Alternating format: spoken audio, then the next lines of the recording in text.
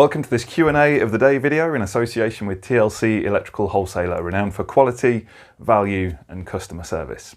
In today's video, we're going to answer a question regarding the Hamilton Air wireless switching system, namely, can this be connected via a 13 amp plug and socket, or does it need its own circuit?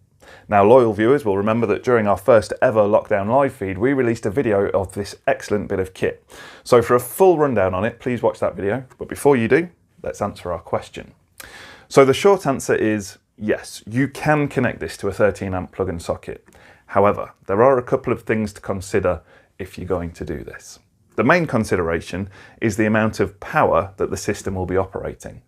The Hamilton Air wireless switching system has a maximum power rating of 4 kilowatts, so that's the most power that it can handle. A BS1363 plug can handle 13 amps operating at a nominal voltage of 230 volts. Now that gives us an absolute maximum power of 2,990 watts, just under 3 kilowatts.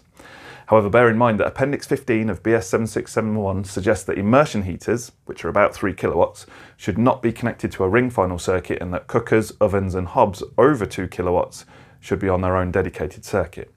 So that gives us kind of a good working principle that if we keep the load on our Hamilton Air wireless switching system below 2 kilowatts, then it should be absolutely fine to be connected via a 13 amp plug and socket.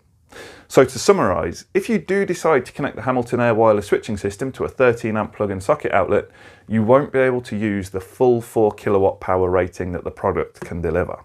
You'll be restricted to the power that the plug and socket can deliver, following those guiding principles from BS7671. If, however, you want to make full use of the 4 kilowatts that the Hamilton Air wireless switching system can handle, then you'll need to put it on its own dedicated circuit.